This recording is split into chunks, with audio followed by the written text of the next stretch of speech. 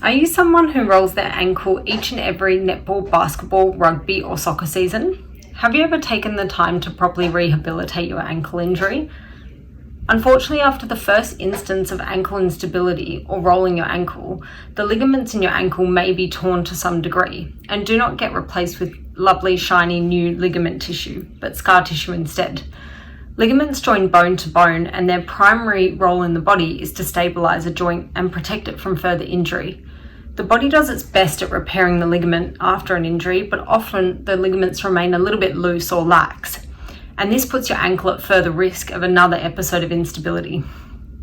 The good news is that you can assist these ligaments in doing their job by retraining your muscles and improving the control around your injured joint. There are three basic things you can do at home to start off your ankle rehab. Firstly, we're going to check that your mobility is up to standard by comparing it to the uninjured side. Secondly, you want to look at your calf strength. And lastly, your ability to maintain balance in the affected limb. I'm going to show you how to do these three things at home so that we can get you started on your rehab. Okay, so the first test we're going to do for your ankle instability is called a knee to wall test. Underneath Sam's foot, we just have a ruler set up. She's going to have her foot flat on the floor, take her knee over her second toe, see if she can touch her knee on the wall. That should be fairly easy. Next stage is for her to slowly take her foot away from the wall and see where her limit is. So she's still taking knee over toe, but your heel must remain on the ground with that front leg. Perfect. So what you want to do is get a number for that and then compare to the other side. If there's more than a centimetre or two difference, then that ankle mobility is something that we do want to work on. So our second test is your calf raise test. We're going to have a look at Sam standing on one leg. You can steady yourself on the wall a little bit, lifting up onto the other foot, slowly back down.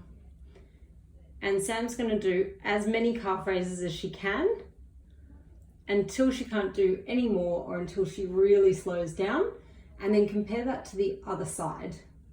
Ideally, you want to be able to manage more than 20 to 25 calf raises, or if there's a significant difference side to side, this is something that needs working on.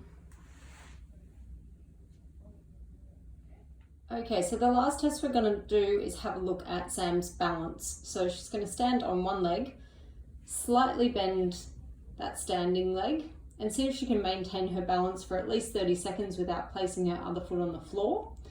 Now that should be nice and easy on both sides. If not, it's a good starting point. The next thing to try is popping something underneath your foot to make the ground a bit unstable. We're just using a small pillow here and standing on one leg, bending the knee slightly. And if you can still master this, you can start to add in things like closing your eyes and seeing if you can challenge your balance there, checking if there's any differences side to side.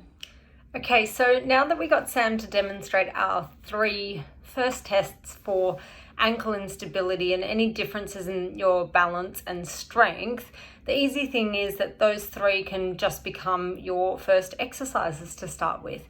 Use the knee to wall to improve range in your ankle, use your single leg calf raises to improve your calf strength, and start to challenge your balance by standing on some different surfaces and introducing things like closing your eyes. I hope this has been helpful. If you still suffer ankle instability and it's something that bugs you year on year, book in for an individualized assessment and we can progress your strength and control from there.